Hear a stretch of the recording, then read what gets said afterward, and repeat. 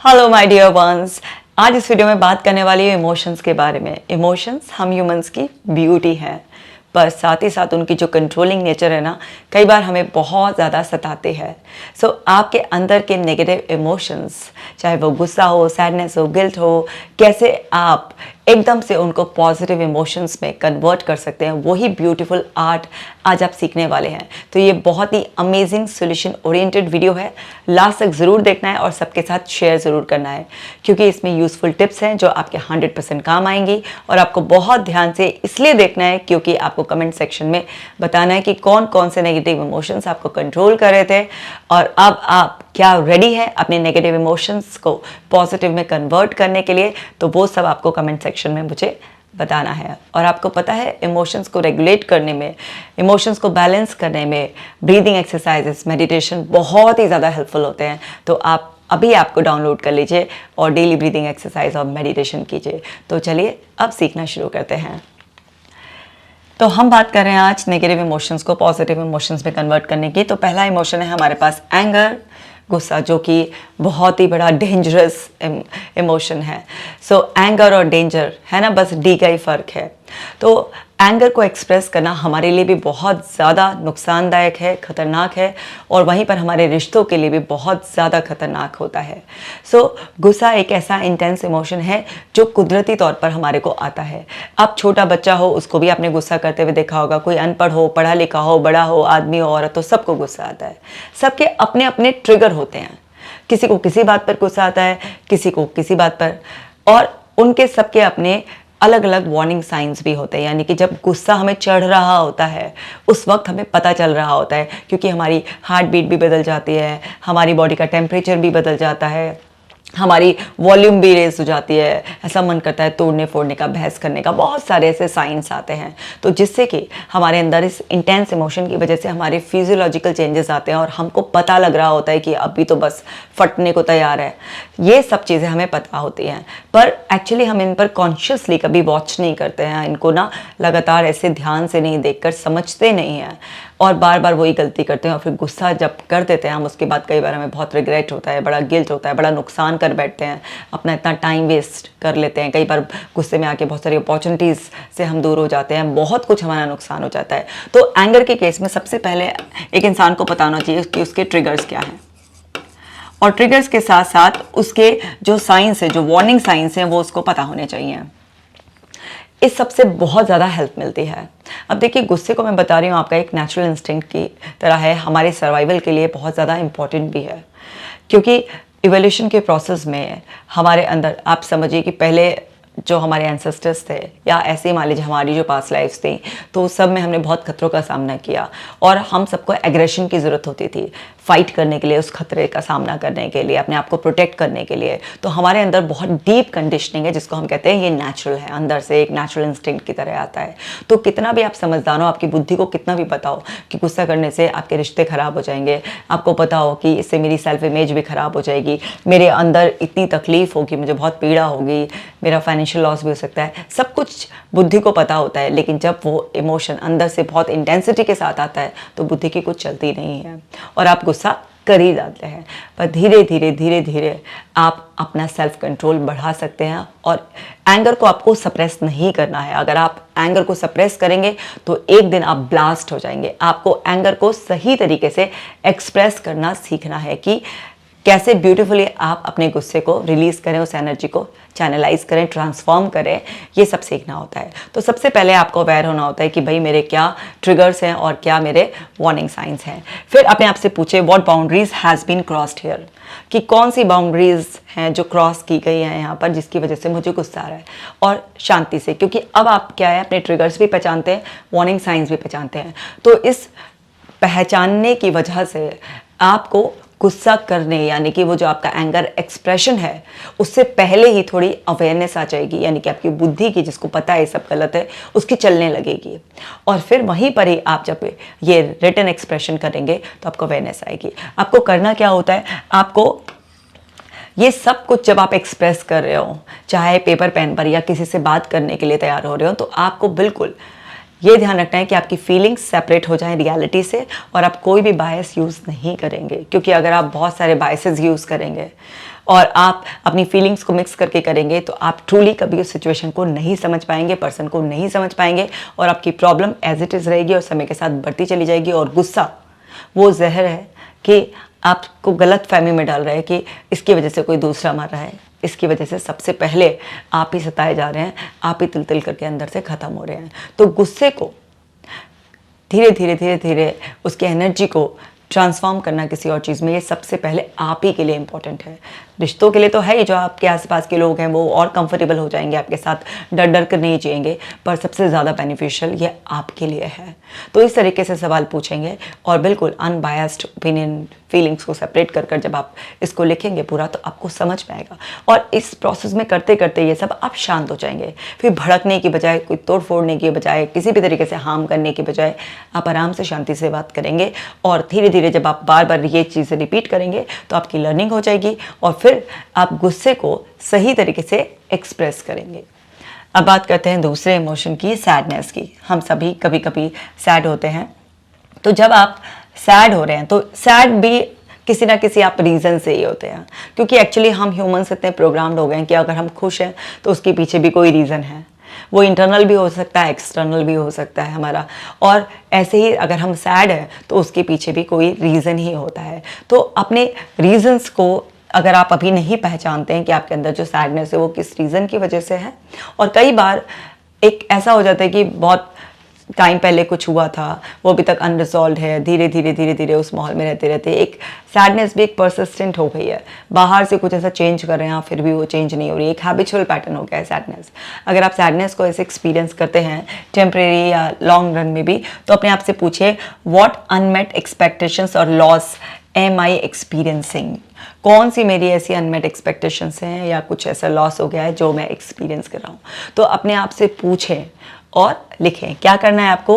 Process it by journaling और talking with a trusted friend. आपको journaling करनी है, लिखना है अपना एक्सप्रेशन। जर्नलिंग का मतलब केवल पॉजिटिव जर्नल नहीं है कि केवल आप पॉजिटिव बात ले लिखें। अपनी फीलिंग्स को डॉक्यूमेंट करना भी जर्नलिंग होती है। या किसी भी ट्रस्टेड फ्रेंड से या कोई भी ऐसे रिलेटिव से, फैमिली मेम्बर से आप बात करें जो आपसे कुछ क्वालिटी क्वेश्चंस पूछ के और डेप्थ में आपको आपकी ही फीलिंग्स को समझने में हेल्प करेगा। अगर आपके पास कोई भी ऐसा नहीं है जिस पर आप भरोसा कर सकते हैं या कोई इसलिए है कि जो आपको ऐसे हेल्प कर सकता है, तो फिर किसी थेरेपिस्ट से ज़रूर बात करें। जब आप इस तरीके से अपने अंदर से सवाल पूछते हैं कि कौन सी मेरी अनफुलफिल्ड एक्सपेक्टेशंस हैं या लॉस हो गया है जिसको मैं लगातार एक्सपीरियंस कर रही हूँ, तो उस सबसे बड़ी क्लैरिटी आती है। आपका सबकॉन्शियस माइंड आपके हर सवाल का जवाब देता है, क्योंकि उसको आपके पल पल की खबर है। या किसी से बातचीत करके भी है, कहते हैं ना बड़े क्लोजली, है ना, आप किसी से बहुत अच्छी एक रेपो शेयर करते हुए बात करते हैं तो वहाँ से भी बात बन जाती है। तो इससे क्या होगा, जैसे ही आप एक्सप्रेस करना स्टार्ट करेंगे तो आपको बहुत लाइट फील होना शुरू हो जाएगा और आपके अंदर जो सैडनेस थी वो नेचुरल वे में ही कम होना शुरू हो जाएगी। और आपको पता चल जाएगा कि ये मेरी प्रॉब्लम है और ये इसका सोल्यूशन है। और फिर जब आप प्रॉब्लम को भी समझ जाएंगे और आपके सामने सोल्यूशन भी होगा तो आप उस पर एक्शन लेंगे, तो आपकी स्टेट चेंज हो जाएगी। क्योंकि एंगर हो या सैडनेस हो या जेलसी हो, एनवी हो, कोई भी हो, सब ये स्टेट्स हैं और स्टेट्स की फितरत ही होता है चेंज होना। वो मेंटेन क्यों रहती है? वो मेंटेन इसलिए रहती है क्योंकि आप सेम रिपीटेडली वही साइकिल में घूमते रहते हैं, तो इसलिए वो मेंटेन हो जाती है। जैसे ही आप कुछ डिफरेंट करना शुरू करते हैं तो स्टेट बदलनी शुरू हो जाती है। अब अगर आप फियर को एक्सपीरियंस कर रहे हैं, फियर अगेन है ना, नेचुरली हमें डर लगता है और डर लगना भी बहुत ज़रूरी है, क्योंकि अगर हमारे अंदर से बिल्कुल डर खत्म हो गया तो हमें अपनी ही अवेयरनेस नहीं रहेगी, हम अपने आप को बहुत बड़ा नुकसान पहुंचा लेंगे। लेकिन अगर आपको बहुत ज़्यादा डर लगता है, बात बात पे डर लगता है, बड़े सारे मेंटल फियर्स आ गए हैं, इमेजिनरी फियर्स आ गए हैं, छोटी छोटी बातों पे आप डर जाते हैं, तो ये सही नहीं होता है। तो जब भी आप किसी भी बात पर डर रहे हो, अगेन आपके कुछ ट्रिगर्स होते हैं इसमें, कुछ आपको जो है ना है, किसी इंसान से डर लगता है या कोई काम करने से डर लगता है, कोई सिचुएशन फेस करने से डर लगता है, कोई नई जगह जाने से डर लगता है, कहीं पर प्रेजेंटेशन देने से डर लगता है, कुछ भी है ना। ऐसे ओसीडी वाले होते हैं, उनके अपने डर होते हैं, कहीं किसी को कुछ हो ना जाए, यहाँ से गंदगी ना फैल जाए, कुछ दरवाज़ा ना खुला रह जाए, नुकसान ना हो जाए, सबके अपने अपने फियर्स हो सकते हैं। अगर आपको फियर फील होता है तो अपने आप से पूछे, what is the potential threat, how can I prepare? अपने आप से पूछें कि क्या पोटेंशियल थ्रेट है जो मुझे लग रहा है कि ये हो सकता है और कैसे मैं प्रिपेयर हो सकती हूँ। अपने आप से सवाल पूछें और लिखें उसके आंसर। आपका सबकॉन्शियस माइंड आपको हेल्प करेगा क्योंकि उसके पास सारा डेटा है, वो आपको निकाल के शफल करके देगा, सब बताएगा। क्या करना है आपको?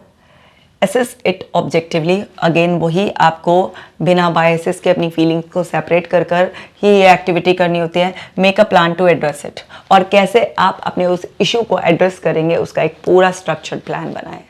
जैसे ही आप इस तरीके की प्लानिंग शुरू कर देते हैं, आपके ब्रेन को एक सेफ्टी का एहसास होने लगता है और फिर वहीं से आपका फियर रिड्यूस होना स्टार्ट हो जाता है। और जैसे ही आपके पास पूरा एक क्लियर प्लान आएगा और आप उस पर एक्शन लेना स्टार्ट करेंगे तो आप महसूस करेंगे कि आप अपने उस सारे इमोशन से फ्री होते जा रहे हैं।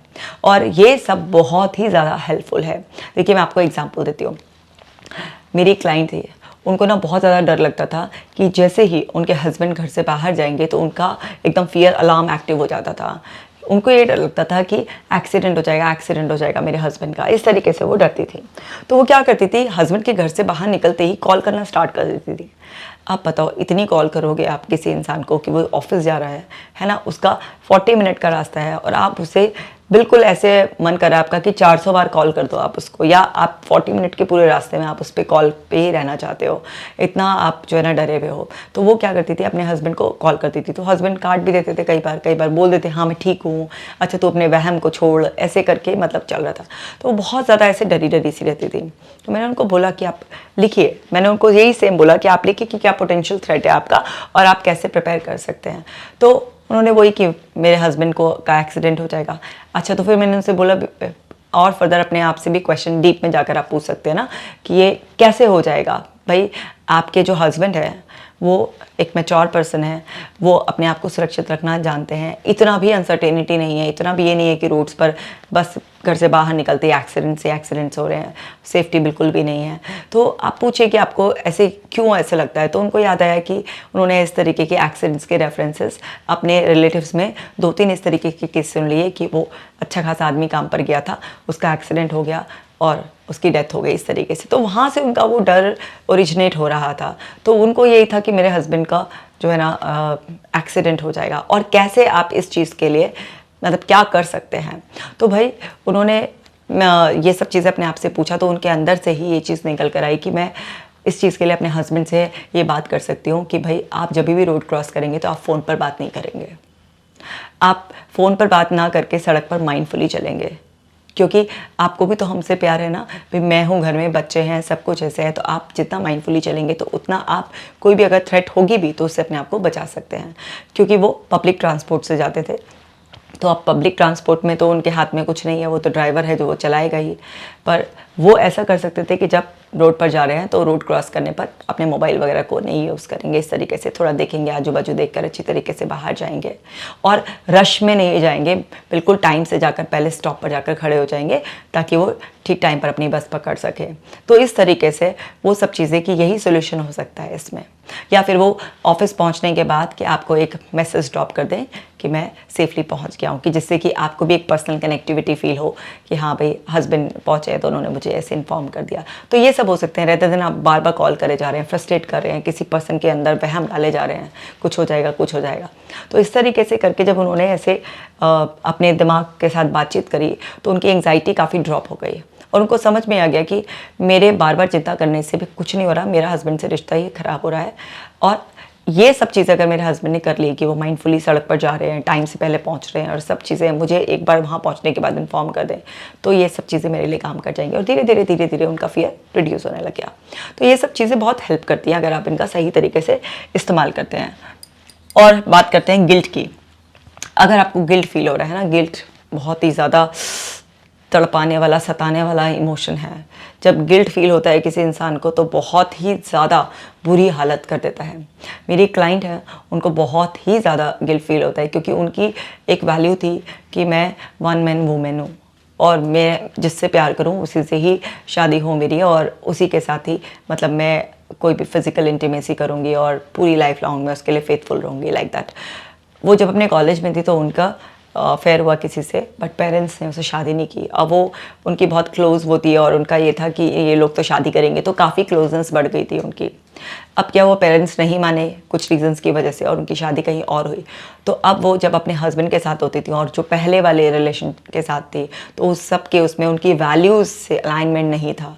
तो उस सब की वजह से उनको बहुत गिल्ट फील होता था कि मैं अब मतलब पहले किसी आदमी के साथ थी, क्लोज थी उसके साथ, मैंने उसकी फिजिकल इंटीमेसी थी, अभी मैं इसके साथ हूँ और ये सब कर रही हूँ, तो बहुत गिल्टी फील करते थे। तो गिल्ट आपको किसी भी बात से फील हो सकता है, कुछ भी ऐसी है जो आपके अंदर गिल्ट ट्रिगर कर सकता है।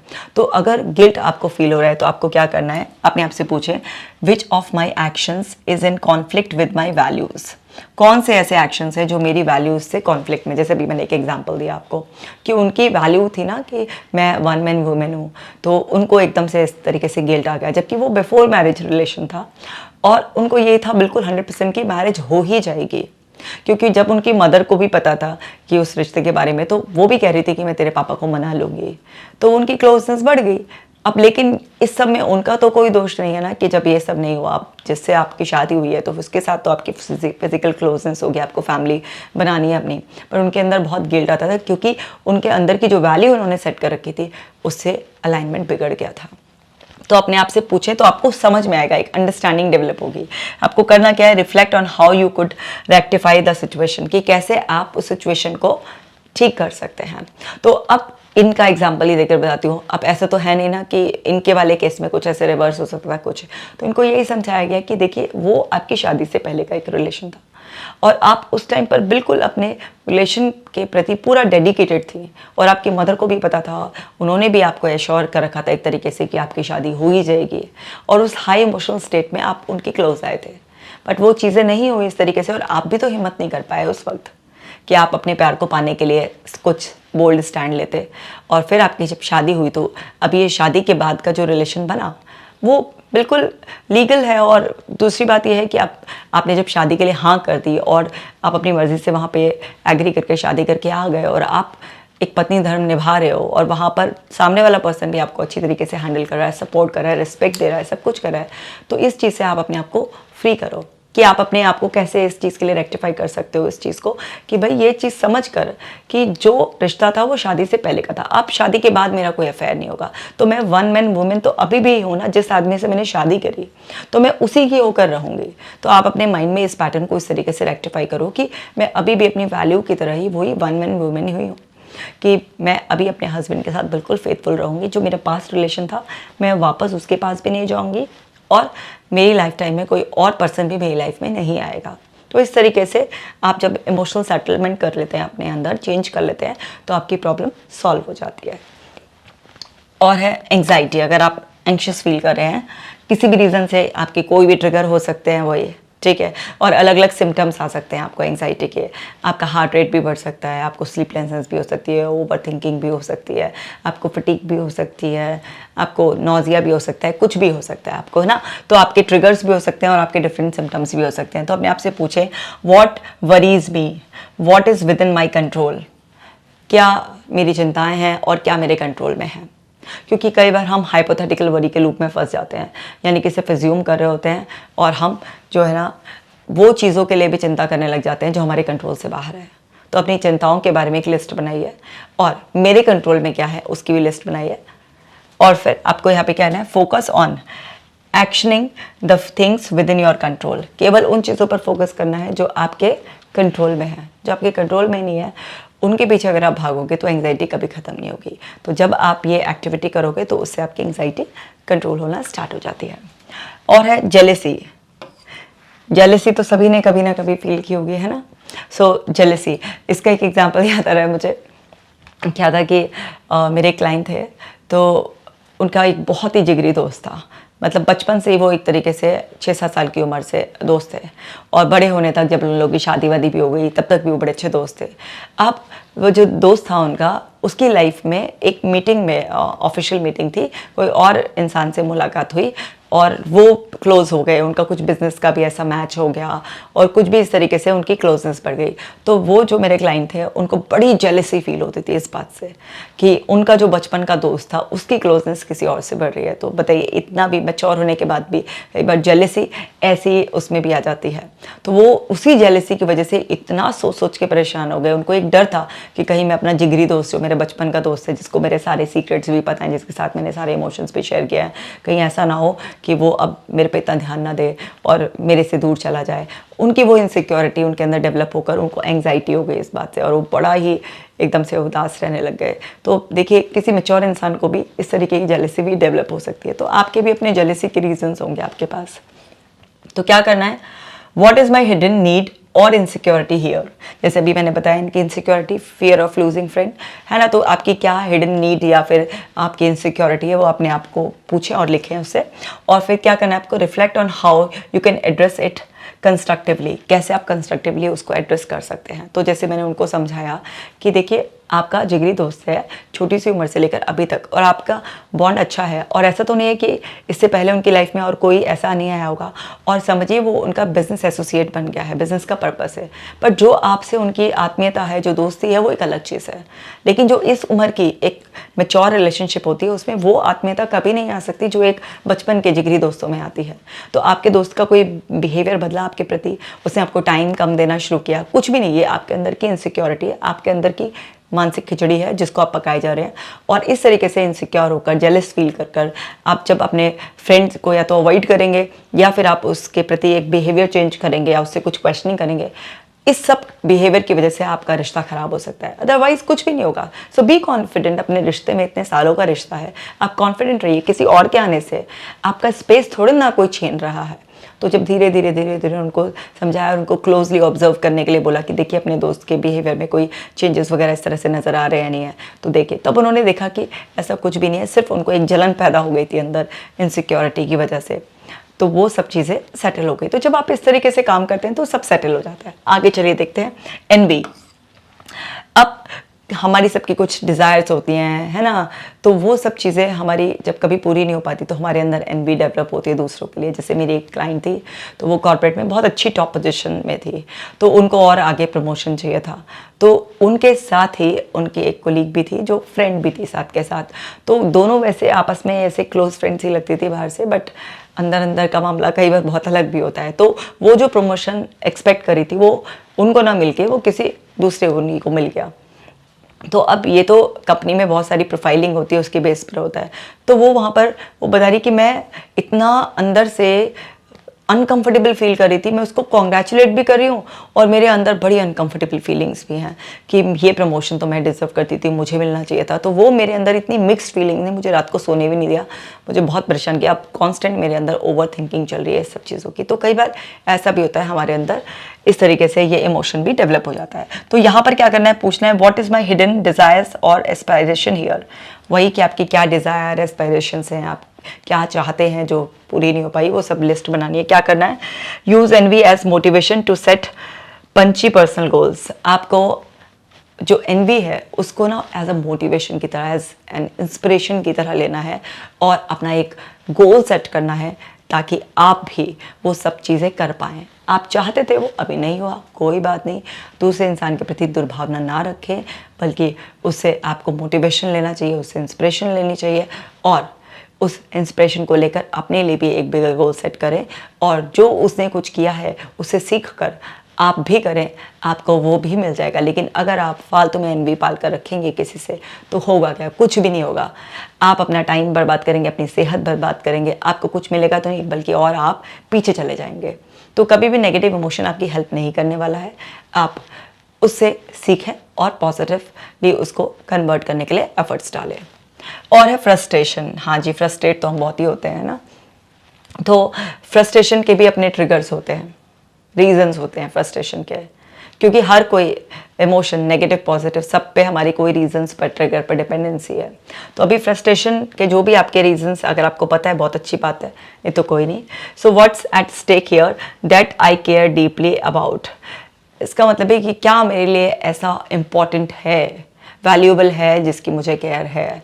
क्यों मुझे ऐसे फ्रस्ट्रेशन फील हो रही है, बड़े फ्रस्ट्रेटेड से फील होते हैं हम जब कभी जो हमारे लिए बहुत इंपॉर्टेंट था नहीं हुआ, तो बड़ी फ्रस्ट्रेशन सी होती है, अरे यार ये होना चाहिए था। तो आप अपने आप से सवाल पूछिए कि क्या ऐसा इंपॉर्टेंट था जो नहीं हुआ, जिसके बारे में आपको डीपली केयर है। तो क्या करें, seek alternative solutions to protect the things at stake. जो भी चीज़ें बहुत ज़्यादा इंपॉर्टेंट है उनको प्रोटेक्ट करने के लिए क्या और ऑल्टरनेटिव्स हो सकते हैं। तो मैं इसका भी एक एग्जांपल दे देती हूँ आपको। ये मेरे एक क्लाइंट का एग्जांपल है। उनको बात बात पे बहुत ज़्यादा फ्रस्ट्रेशन डेवलप हो जाती थी। अब उन्होंने जब बार बार फ्रस्ट्रेशन फील कर रहे थे तो उसकी वजह से एंगर भी बहुत ज़्यादा आता था उनको, उसकी वजह से उनको रात को नींद आनी बंद हो गई, ओवर थिंकिंग, एंग्जाइटी, बहुत सारे इमोशंस से मिलकर उन पर अटैक कर दिया। तो जब उनसे बात हुई तो उनको मेरे को पता चला कि वो बहुत छोटी छोटी बातों से भी आजकल फ्रस्ट्रेट हो जाते हैं बिना ट्रिगर के भी। बट उनके जो मेन ट्रिगर्स थे वो ये था कि उनके लिए बहुत ज़्यादा इम्पॉर्टेंट है सुबह उठकर वॉक पे जाना, अपने जिम जाना, हेल्दी डाइट लेना, सब कुछ उनकी ये बहुत इंपॉर्टेंट था उनके लिए, जिसकी वो बहुत हेल्थ की अपनी केयर करते थे। पर उनके घर में उनके अलावा सारे के सारे लेज़ी अनहेल्दी लोग थे। अब उन्होंने अपनी वाइफ से बहुत बार कहा कि मेरे लिए या तो तुम तैयार करो या कोई सर्वेंट लगाओ और मेरे को जिम से आने के बाद ये सब चाहिए, हेल्दी फूड चाहिए। लेकिन आए दिन अक्सर उनकी वाइफ कभी उनको कुछ तलावा दे देती थी, कभी कुछ दे देती थी कि आज बच्चों की ये डिमांड थी, वो थी, ये थी। अब उससे धीरे धीरे वो फ्रस्ट्रेट होने लगे क्योंकि उनको अपनी हेल्थ की बहुत ज़्यादा केयर थी। अब उनकी वो सारी जो वैल्यू थी, जो इंपॉर्टेंट था उनके लिए, जिसकी बहुत केयर करते थे, उसकी बैंड बजी पड़ी थी। कभी ना कभी कोई ना कोई एक्सक्यूज़ होके, मतलब कोई उनको सीरियसली ले ही नहीं रहा था, बहुत लाइटली कैजुअली ले रहे थे। तो धीरे धीरे उनके अंदर फ्रस्ट्रेशन लेवल बिल्डअप होने लगा। उन्होंने पहले बाहर से भी कुछ ऐसे खाना शुरू किया, लेकिन जो इतना हेल्थ कॉन्शियस होता है उसे बाहर से भी एक ये रहता है ना कि इतना हेल्दी नहीं है, तो धीरे धीरे वो फ्रस्ट्रेट होने लगे। अब ये सब चीज़ें उनके अंदर फ्रस्ट्रेशन इतना हो गया कि उनको जनरलाइज फ्रस्ट्रेशन हो गई, क्योंकि अगर आप किसी इशू को, इमोशन को एड्रेस नहीं करते हैं तो फिर वो जनरलाइज्ड वे में फील होने लग जाता है। तो उनको हमने यही बताया कि भाई देखिए कि आपका ऑल्टरनेटिव सोल्यूशन क्या है, कि आप कि वाइफ नहीं सुन के दे रही हैं और बच्चों की डिमांड्स पूरी करने के चक्कर में, और सुबह इतना टाइम नहीं होता कि वो आपके लिए अलग और उनके लिए अलग करे, तो आप क्या करें। तो आप कुछ तो सोल्यूशन निकालें कि भाई आप कोई भी ऐसे एजेंसी से मेड लेकर आएँ जो आपके घर 24/7 रहे। अगर मॉर्निंग में कोई और मेड भी नहीं आ सकती, वो आपके लिए आपका हिसाब से मेन्यू बना कर रखे, या आप थोड़ी सी प्रिपरेशन पहले एक नाइट करके रखें ताकि आपकी वाइफ के लिए उनसे बात करें कि थोड़ा इजी हो जाए कि आपके लिए ये बनाया और बच्चों के लिए कुछ और बना दें। या आप खुद सुबह जल्दी उठकर थोड़ा सा अपनी वाइफ को हेल्प करें, जिससे कि उनको किचन में हेल्प हो जाए और आपको आपका मनपसंद नाश्ता मिल जाएगा और आपकी वाइफ भी ओवरबर्डन फील नहीं करेंगी। तो कुछ इस तरीके के प्रैक्टिकल सोल्यूशन निकालें। या आप जिम से आने के बाद कुछ फ्रूट्स को ही अपनी डाइट में रखें, और फिर उसके बाद जब आपके बच्चे स्कूल वगैरह चले जाएँ, आपकी वाइफ फ्री हो जाए, उसके बाद वो आपके लिए कुछ बनाएं। क्योंकि आप जिम से आते ही डिमांड करते हैं कि आपके लिए वो बिल्कुल कभी स्प्राउट्स बना के रखें, कभी कुछ और हेल्दी आपको ऑफर करें, और वो नहीं कर पा रही हैं। तो बेटर ये है कि आप सुबह फ्रूट्स से या फिर मूसली, मिल्क, जो भी आप ऐसे और हेल्दी ऑप्शंस हैं वो आप ले लें। तो वो सब चीज़ें उनको समझ में आए कि इस तरीके से मैनेज करने से प्रॉब्लम सॉल्व हो जाएगी। चलिए एक और इमोशन की बात कर लेते हैं, शेम के बारे में बात कर लेते हैं, है ना। शेम भी हमें बहुत ज़्यादा ऐसे फील होती है, तो अब उसके भी अपने रीज़न होते हैं। तो क्या पूछना है, what expectations do I feel I have failed to meet. कौन सी एक्सपेक्टेशंस थी जो पूरी नहीं हुई और इसलिए मुझे शर्मिंदगी हो रही है। हम सबको कभी कभी अपने किए हुए पर ऐसे शर्म महसूस होती है। सो यहाँ पर क्या करना है, focus on how you can grow from this experience. आप कैसे इस एक्सपीरियंस से बाहर आ सकते हैं। यहाँ पर be kind to yourself. हम सब कई बार ऐसा होता है अपनी एक्सपेक्टेशंस पूरी नहीं कर पाते हैं ना, और शेम एक कितना इंटेंस नेगेटिव इमोशन है। इस शर्मिंदगी से बचने के लिए कई बार लोग आत्महत्या तक भी कर लेते हैं। कोई बच्चा है जो अपने माँ बाप की एक्सपेक्टेशंस पर पूरा नहीं उतरा, वो जितना एक्सपेक्ट कर रहे थे उसके मार्क्स आए लेकिन उसके मार्क्स नहीं आए, उसको इतना शेम फील हो रहा है, उसको साथ के साथ ना अंदर फियर भी आ रहा है, बहुत सारे नेगेटिव इमोशंस क्लब हो जाते हैं, और फिर वो उस शेम को फेस नहीं करना चाहता और फिर वो इस तरीके के कदम भी उठा लेते हैं कई बार। और बहुत सारे ऐसे कुछ हो जाता है जिसकी वजह से लोग इस तरीके के कदम उठा लेते हैं। तो वो कुछ भी हो सकता है। तो आपको ये समझना होगा कि शेम को जितनी जल्दी आप एड्रेस कर लें, और प्लीज़ किसी को शेम फील ना कराएं, क्योंकि अगर आप किसी को बहुत ज़्यादा शेम फील कराते हैं तो वो इंसान अंदर से बहुत ज़्यादा घबरा जाता है। तो आप दूसरे इंसान को कंफर्टेबल फील कराएं, ईजी फील कराएं, खुद को भी ईजी फील कराएं कि ठीक है भाई, नॉर्मल सी बात है, कुछ एक्सपेक्टेशंस पूरी नहीं हुई, गलती हो गई, कौन सी बड़ी आफत आ गई, अब सीख लेंगे, आगे ठीक कर लेंगे, सब कुछ ठीक हो जाएगा। तो समझने वाली बात यह है कि ना तो हमें शेम फील करनी चाहिए और ना ही हमें किसी को शेम फील करानी चाहिए, क्योंकि हम सभी लोग गलतियां कर कर सीखते रहते हैं और हम सब की एक लिमिटेशन है। बहुत सारे ऐसे फैक्टर्स हो जाते हैं जो हमारे कंट्रोल से कई बार बाहर हो जाते हैं। कई बार हमें सब कुछ पता होते हुए भी हमसे लापरवाही हो जाती है, कुछ भी है, इस वजह से कुछ एक्सपेक्टेशंस अधूरी रह जाती हैं। कोई बात नहीं, आगे इम्प्रूवमेंट का स्कोप हमेशा रहता है, तो इसलिए ना शेम फील करें और ना ही किसी को कराएं। तो अब ये सारे इमोशंस को आपको समझ में आ गया कि किस तरीके से आप अपने इमोशंस को चेंज कर सकते हैं।